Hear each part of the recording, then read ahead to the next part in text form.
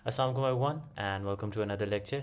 आज ही CSS 2025 का एसए और प्रेसी एग्ज़ाम हुआ है। आई वांटेड के CSS एसए एग्ज़ाम के बारे में मैं थोड़ी सी बात कर लूँ, just to give you a quick solution of all the topics that came in. उनके क्या क्या डिस्कशन पॉइंट्स होंगे, उनको किस डायरेक्शन में आप लेके जा सकते थे, ताकि you get a more clear idea कि ये इस एग्ज़ाम को किस तरह से अटैम्प्ट करना था, इनके पर्टिकुलर टॉपिक्स को किस तरह से अटैम्प्ट करना था।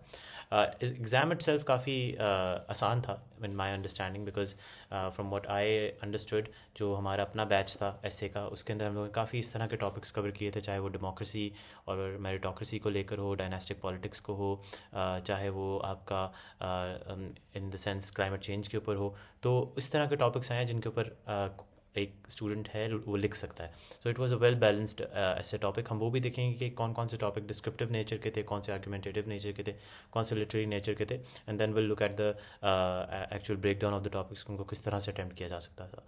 So this will be a quick video and I hope you find it useful, and let's begin. Okay जी, so will start with the topic wise breakdown of the essay paper exam. ये मैंने topics को accordingly arrange कर दिया है into descriptive, literary and argumentative essays. आप खुद भी एक दफ़ा पढ़ सकते हैं, and if you not entirely sure about किस तरह से ये टॉपिक्स डिफरेंट हैं एक दूसरे से, सो मैंने टाइप्स ऑफ एसेस के ऊपर एक लेक्चर किया था। तो वो जो है वो आप देख सकते हैं, उसको मैं डिस्क्रिप्शन में ऐड कर दूंगा। That will give you a clear view of what a descriptive essay is, what a literary essay is, what a argumentative essay, और उसको किस तरह से आप अटेम्प्ट कर सकते हैं। तो हम इन टॉपिक्स को मोर डिटेल में देख लेते हैं। मैंने जो इस पर्टिकुलर वीडियो के लिए किया है वो ये है कि हम लोगों ने जो मोस्ट पॉपुलर टॉपिक है, जो सबसे ज़्यादा लोगों ने अटेम्प्ट किया, उसको लेकर हम लोग पहले शुरू करेंगे, and then will come to the least popular. So will start first with dynastic politics is the worst mockery of democracy. I think ये काफ़ी पॉपुलर टॉपिक रहा है from what I heard from my students. तो इसका अगर हम लोग breakdown देखें तो this topic actually has two keywords, एक डायनास्टिक पॉलिटिक्स एंड एक डेमोक्रेसी। और हम लोगों ने उसका कोरिलेशन देखना है कि dynastic politics how does it impact democracy, और उसका उन्होंने उसके अंदर ही जो है अपने टॉपिक के अंदर ही उसका बता दिया कि इट्स द वर्स्ट मॉकरी। तो आपने देखना है किस तरह से ये एक मॉकरी है। तो अगर इस टॉपिक को ब्रेक डाउन किया जाए तो वो ये जो है वो क्रिटिक करता है पॉलिटिकल फैमिलीज के फिनोमेना को, और ये कहता है कि इनहेरिटेड पावर जो है it undermines the ideals of merit and to democratic representation, that's why it's calling it the worst mockery. ठीक है। इसके अंदर अगर हम डिस्कशन पॉइंट्स देखें तो आप इसके अंदर डिस्कस करते हैं कि जो है डायनेस्टिक पॉलिटिक्स का इम्पैक्ट क्या होता है डेमोक्रेसी के ऊपर। उसके अंदर आप नेपोटिज्म की बात कर लेते, लैक ऑफ इंक्लूसिव डेमोक्रेसी की बात कर लेते, करप्शन की बात कर लेते। उसके बाद आप बात करते हैं कि इम्पैक्ट क्या होता है डेमोक्रेटिक इंस्टीट्यूशंस के, आपकी अकाउंटेबिलिटी किस तरह से अफेक्ट होती है, आपकी ट्रांसपेरेंसी किस तरह से अफेक्ट होती है, आपके सिविलियन इंस्टीट्यूशंस किस तरह से अफेक्ट होते हैं। फिर then you could have done a comparison between democratic performance in countries with and without dominant political families, कि जहाँ पे डायनेस्टिक पॉलिटिक्स है वहाँ पे कैसी डेमोक्रेसी, और जहाँ पे नहीं है वहाँ पे कैसी डेमोक्रेसी है। फिर then you could have talked about reforms and policies that can promote inclusive and merit based leadership. इसके अंदर अगर आप एग्जांपल्स देना चाहते तो आप पाकिस्तान की एग्जांपल्स दे देते कि जहाँ पे डायनेस्टिक पॉलिटिक्स काफ़ी इंग्रेंड है। बांग्लादेश की एग्जांपल दे देते और उसको बड़ा अच्छे तरीके से आप प्रेजेंट कर सकते थे कि हाउ शेख हसीना का जो रूल रहा मुजीबुर रहमान के बाद, डायनेस्टिक पॉलिटिक्स का उधर जो चीज़ आ गई, how that led to democratic recession in Bangladesh, और किस तरह से वो प्रोटेस्ट वगैरह सारी चीज़ें हुई। तो एक उस तरह से आपकी जो डेमोक्रेटिक रिसेशन डायनेस्टिक पॉलिटिक्स की वजह से किस तरह से आई। फिर अगर आप कंपैरेटिव की तरफ जाते तो आप नॉर्डिक कंट्रीज़ की एग्जांपल दे सकते थे कि वहाँ पे जो है मेरिट बेस्ड डेमोक्रेसी है, तो उसका क्या इम्पैक्ट आता है, कि किस तरह से वहाँ पे डेमोक्रेटिक इंडेक्स बेहतर है, वहाँ की सोशो इकोनॉमिक लाइफस्टाइल बेहतर है। तो ये इस तरह से आप इस टॉपिक को लेके चल सकते थे। अगेन हम लोग इसकी फर्दर डिटेल जो है वो मैं आगे सेपरेट वीडियोस बनाऊंगा कुछ ऐसे टॉपिक्स के ऊपर। आप do comment them in the section जिनके ऊपर आप एक कंप्लीट वीडियो चाहते हैं कि उसको किस किस तरह से सॉल्व किया जा सकता था। अभी के लिए मैं सिर्फ आपको एक ओवरव्यू दे रहा हूँ कि आप किस डायरेक्शन में लेकर जा सकते थे इस पर्टिकुलर टॉपिक, और किस किस एंगल से इसको डिस्कस कर सकते थे। So this would cover the first topic. Topic हम लोग देख लेते हैं, patriotism is supporting your country all the time and your government when it deserves it. तो ये भी एक इंटरेस्टिंग टॉपिक था, काफ़ी लोगों ने इसको भी अटेम्प्ट किया। ये जो बात करता है वो बेसिकली दो चीज़ों को डिफरेंशिएट करता है, एक तो जेन्युइन पेट्रियाटिज्म को और दूसरा ब्लाइंड रिलीजन्स को। जेन्युइन पेट्रियाटिज्म होता है कि आपको अपने मुल्क से, अपनी कंट्री से प्यार हो, और ब्लाइंड रिलीजन्स ये होती है कि आप जो उस मुल्क के अंदर गवर्नमेंट है उससे प्यार करके बैठ जाए। तो लाइक मतलब it sort of differentiates between that, between patriotism and blind nationalism. ठीक है। और इसका जो अंडरलाइन मतलब है, जो अंडरलाइन इसकी थीम है वो ये है कि how can you balance loyalty to your country with the need to hold your government accountable. तो अगर इसके डिस्कशन पॉइंट्स देखें तो आप तो एक तो पहले कंपैरिजन कर सकते हैं बिटवीन पेट्रियाटिज्म और ब्लाइंड नेशनलिज्म। इनके बीच में डिफरेंस क्या है, अनकंडीशनल सपोर्ट के बीच में और कंस्ट्रक्टिव क्रिटिसिज्म के बारे में। फिर उसके बाद आप डिस्कस कर सकते हैं कि how to engage inform citizens contribute to national progress. और इसका एक सिमिलर टॉपिक ये भी है कि democracy is only as good as its, democracy and literacy can not go hand in hand. तो उस तरह का जो टॉपिक है कि एक सिविक एंगेजमेंट, एक डेमोक्रेटिक पार्टिसिपेशन, वो सारी जो थीम्स हैं उनका क्या रोल है इन अ डेमोक्रेसी। और फिर तीसरा पॉइंट आप ये कर सकते हैं कि how uncritical loyalty can often lead to authoritarianism. उसके अंदर आप जो है केस स्टडी देखें तो आप इंडियन हिंदुत्व मूवमेंट की और मोदी के राइज की और अभी उसकी थर्ड टर्म की एग्जांपल दे सकते हैं, किस तरह से जब आप बहुत ही गवर्नमेंट के साथ अपने आप को इन्वॉल्व कर लें, क्योंकि वहाँ पे एक मोदी की पार्टी ने एक हिंदुत्व आइडियोलॉजी के अगेंस्ट अपने सपोर्टर्स को राइल अप किया हुआ है, तो उस वजह से आपके कंट्री के ऊपर क्या इम्पैक्ट आता है और how it can lead to authoritarianism. फिर आप यूनाइटेड स्टेट्स की भी एग्जांपल दे सकते हैं कि जहाँ पे जो है वो they are very critical of the government, तो वहाँ पे civil rights movement Vietnam war के खिलाफ पाते हैं। और वो सारी चीज़ें जो हैं वो किस तरह से एक डेमोक्रेसी को प्रोग्रेस की तरफ लेके जाती हैं। So these are some case studies that you can cover in this particular essay topic. So this would give you a clear overview of how you could have solved this topic. जी, जो तीसरा हमारा topic है that is an investment in knowledge pays the best interest. This is a topic that we did cover in our essay batch. इसके अंदर जो है it's very simple to understand. जो main चीज़ है वो आपने नॉलेज या एजुकेशन की बात करनी है और how that contributes to national progress and how that's the best interest. Interest pays the best interest का मतलब है कि उसके सबसे ज़्यादा फ़ायदा आता है, उससे सबसे बेहतर रिटर्न आपको मिलता है। तो उसके बारे में अगर इसका ब्रेकडाउन देखें तो it's education as the most valuable investment a society can make and how it yields benefits in innovation, economic growth and social progress. तो इसके अंदर जब आप डिस्कशन पॉइंट्स के बारे में देखेंगे तो वो फिर आप जाहिर है वही बात करेंगे कि रोल ऑफ एजुकेशन क्या है इन नेशनल डेवलपमेंट, और अपनी जो कंट्री है, अपनी इकोनॉमी है, उसको competitive बनाने में क्या रोल प्ले करता है। How it leads to economic development, how it reduces inequality and how it fosters civic engagement. So how education actually contributes to your political landscape, to your economic landscape, to your social landscape. तो ये सारी चीज़ें, inequality social aspect आ गया, economic development economy का aspect आ गया, civic engagement democracy या political aspect आ गया। तो वो जो मैंने आपको एक पेस्ट एनालिसिस के बारे में सिखाया है उसका इसके अंदर यहाँ पे इंक्लूजन कर सकते थे। फिर पब्लिक पॉलिसी और फंडिंग स्ट्रैटेजीज किस तरह से होनी चाहिए जो कि प्रायोरिटाइज करें एजुकेशन को, and how why there is a need for quality education systems to adapt to changing times. तो ये सब चीज़ें हैं। इसके अंदर अगर आप केस स्टडी देनी चाहें तो आप सिंगापुर की दे सकते हैं कि how strategic investments in education turned a small nation into a global economic power house. तो किस तरह से उन्होंने जब अपनी एजुकेशन में इन्वेस्ट किया तो उसके बाद वो जो एक ग्लोबल इकोनॉमिक पावर हाउस बने, and how that actually feeds into the idea कि एजुकेशन या फिर नॉलेज जो है that is the investment that page the best interest. तो ये इस तरह से आप इस टॉपिक को आंसर कर सकते हैं। अच्छा, जो चौथा हमारा टॉपिक है that relates to women empowerment की थीम। इसके बारे में भी हम लोगों ने सिमिलर टॉपिक्स किए हैं in our essay boot camp. But इस पर्टिकुलर टॉपिक का अगर आप देखें तो it's more of an argumentative nature of a topic. आप इसको डिस्क्रिप्टिव भी ले सकते हैं, लेकिन अगर मैं इसको अटेम्प्ट करता तो मैं इसको आर्गुमेंटेटिव लेके चलता है, because the topic statement reads के frailty is no more the name of a woman. No more का मतलब है कि अब जो वो हमारा एक परसेप्शन था अबाउट जेंडर स्टीरियोटाइप, जहाँ पे हम लोग अज्यूम करते थे कि वुमेन आर वीक या फिर women are aunt up fragile या फिर वो हर जॉब नहीं कर सकती, तो वो अब एग्जिस्ट नहीं करता। So it does give you space कि आप आर्ग्यू इसके अगेंस्ट भी कर सकें, मतलब आप ये काउंटर पर्सपेक्टिव भी दे सकें कि अभी भी औरतों को फ्रिल्टी के देखा जाता है इन सम सोसाइटीज़। तो ये एक वे है ऑफ थिंकिंग अबाउट इट। लेकिन इसको मैंने जो इधर सॉल्व किया वो मैंने स्ट्रेट फॉरवर्ड इसके ऊपर अप्रोच लिया। इसको अगर मैं ब्रेक डाउन करूँ तो ये है कि it sort of pledge against the idea of our traditional stereotypes that label women as weak और फ्रेजाइल, और it calls for a revaluation of gender norms highlighting the strength, resilience and leadership potential of women. के औरतें जो हैं अब उनके अंदर resilience भी है, स्ट्रेंथ भी है, and they do have the potential to be leaders. इसके अंदर अगर आप डिस्कशन पॉइंट्स करें तो आप पहले हिस्टोरिकल नैरेटिव्स को क्रिटिक कर सकते हैं जिन्होंने हिस्टोरिकली औरतों को अंडर वैल्यूड रखा है।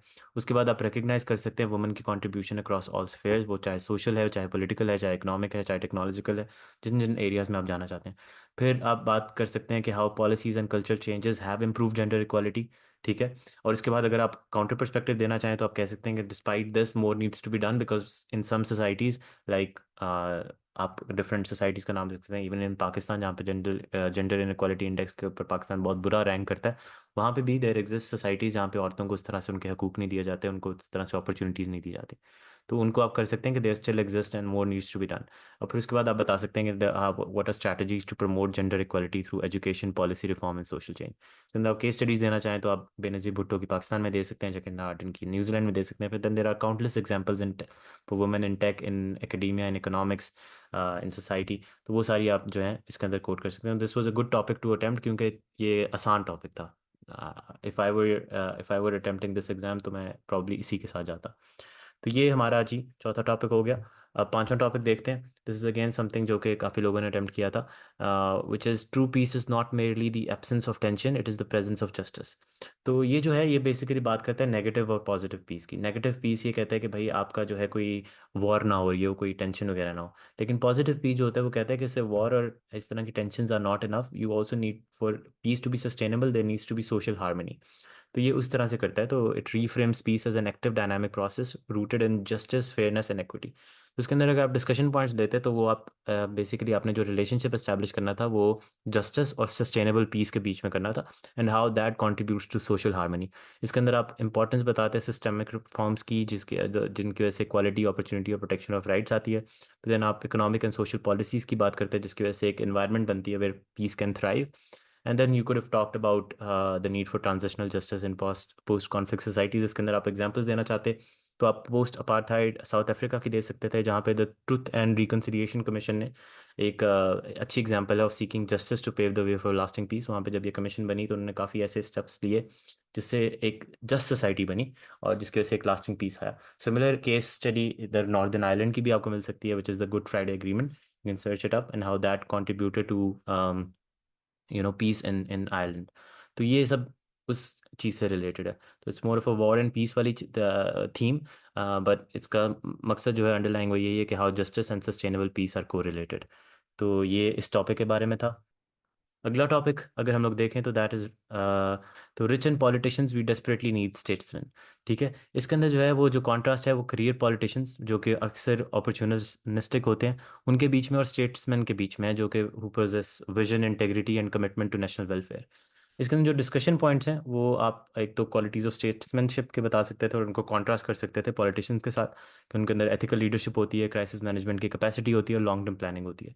और जब वो लोग होते हैं उनकी इंप्लीकेशंस क्या होती हैं गवर्नेंस पे, इसके ऊपर भी आप कंपैरेटिव एनालिसिस कर सकते थे कि एक जो पॉलिटिशियन है उसकी गवर्नेंस के ऊपर क्या इंपैक्ट्स आते हैं और एक स्टेट्समैन के क्या इंपैक्ट्स आते हैं। For example for a statesman, वो एक रिफॉर्म माइंडेड बंदा होता है, वो पॉलिटिकल कल्चर को बेहतर करना चाहता है। तो वो एक पॉजिटिव इम्पैक्ट लाता है ऑन गवर्नेंस स्ट्रक्चर्स, और उसकी लीडरशिप की क्वालिटीज़ की वजह से नेशनल डेवलपमेंट के ऊपर एक पॉजिटिव इम्पैक्ट आता है। जबकि पॉलिटिशियन वो शॉर्ट टर्म सोचता है, वो अपने फ़ायदे के बारे में सोचता है, जिसकी वजह से नेगेटिव इम्पैक्ट आता है। फिर you could have talked about strategies to nurture and elect leaders with statesman like qualities. आप किस तरह से जो है स्टेट्समैन लाइक क्वालिटीज़ को नर्चर कर सकते हैं और उनको इलेक्ट कर सकते हैं। फिर आप पाकिस्तान की केस स्टडी इंक्लूड कर सकते थे कि पाकिस्तान के पास जो है स्टेट्समैन की कैपेसिटी नहीं है, और फिर आप हिस्टोरिकल पर्सपेक्टिव दे सकते थे कि आफ्टर कायदे आज़म हमारे पास कोई स्टेट्समैन सही से नहीं आया। We had politicians who thought about short termism, और उसकी वजह से हमारी जो है डेमोक्रेटिक रिसेशन भी आई, इकोनॉमिक डाउनफॉल भी आया, और बहुत सारी बातें। तो you could have talked about that. इसके अलावा अगर आप केस स्टडीज इंक्लूड करना चाहते तो आप नेल्सन मंडेला की कर सकते थे कि हाउ ही वाज स्टेट्समैन, और उन्होंने जो है जिनके विजन और मॉरल अथॉरिटी ने that transformed south Africa. Similar for कायदे आज़म, जिनके विजन और मॉरल अथॉरिटी ने ट्रांसफॉर्म साउथ एशिया। तो ये आप इसको इस तरह से लेकर चल सकते थे। It was a tricky topic, लेकिन अटेम्प्ट किया जा सकता था ये भी। उसके बाद हम लोग एक लिटरेरी टॉपिक के ऊपर आ जाते हैं कि अच्छा ये मैंने सॉरी टाइपो हो गया, ब्राइन्स लिख दिया गलती से, it's brains like hearts go where they are appreciated. तो इसका जो है ये इट्स एन इंटरेस्टिंग टॉपिक। अगर आपको समझ आ जाए इस चीज़ के बारे में, ये जो बात कर रहा है वो कर रहा है ब्रेन ड्रेन की। Brains like hearts go where they are appreciated, मतलब कि जो इंटेलेक्चुअल लोग हैं, जो टैलेंटेड लोग हैं, वो वहाँ पे जाते हैं जहाँ पे उनको अप्रिसिएशन मिलती है। They naturally gravitate towards environments that recognise and nurture their abilities. तो ये इस चीज़ के बारे में कर रहे हैं। तो आपकी जो टॉपिक इसकी बात होनी थी वो सारी ब्रेन ड्रेन और ब्रेन गेन की परस्पेक्टिव से होनी थी। तो आपने इसके अंदर डिस्कशन जो कर सकते थे वो again factors contributing to brain drain और brain gain, long term socio economic consequences क्या होते हैं ब्रेन ड्रेन के ऑन नेशनल डेवलपमेंट। उसके अलावा how attracting and retaining talent benefits both individual and societies, कि क्यों आपको अपने टैलेंट को रिटेन करना चाहिए, क्यों उनको अपॉर्चुनिटीज़ देनी चाहिए। यहाँ पे आप पाकिस्तान की बात कर सकते थे कि उनका ब्रेन ड्रेन का इशू है कि हमारी एक तो यूथ बल्ज बहुत ज़्यादा है, हमारे बहुत से ग्रेजुएट्स जो हैं वो अनएम्प्लॉयड रहते हैं, अनएम्प्लॉयमेंट रेट बहुत ज़्यादा है, जिसकी वजह से हमें ब्रेन ड्रेन फेस करना पड़ा कि उस when you are not respecting your talent, when you are not providing them with ample opportunities, तो फिर जाहिर है they look elsewhere for opportunities. तो उसकी वजह से आपके फिर अपने ऊपर क्या इम्पैक्ट आ रहे हैं, पाकिस्तान की अपनी इकॉनमी के ऊपर, पाकिस्तान की अपनी डेवलपमेंट के ऊपर उस चीज़ का क्या इम्पैक्ट आ रहा है। और फिर उसके बाद you can talked about how the role of supportive institutions and innovation hubs and cultural values on retaining the brain power of a country. इसके अंदर आप केस स्टडी इंडिया के आईटी बूम की कर सकते थे कि how cities like Bangalore have become centres of for innovation, और बाहर गए हुए हिंदुस्तानी अब वापस इंडिया आ रहे हैं to to to work, because वहाँ पे एक अच्छी अपॉर्चुनिटीज़ मिल रही हैं उनको। और पाकिस्तान का आप इसके साथ कॉन्ट्रास्ट कर सकते हैं कि पाकिस्तान के अंदर क्योंकि अपॉर्चुनिटीज़ एग्जिस्ट नहीं करती, तो there is a brain drain issue. तो this is how you would have tackled this particular topic. देखें एक लिटरेरी नेचर का टॉपिक है, लेकिन अगर आप इसको समझ लें तो वो फिर आप जो है उसको अच्छे तरीके से, डिस्क्रिप्टिव तरीके से उसको आंसर कर सकते हैं। So that is with this regards to this topic. अब कुछ हम लोग टॉपिक्स देख लेते हैं दैट weren't दैट पॉपुलर, तो उनको मैं ब्रीफली टच करूंगा।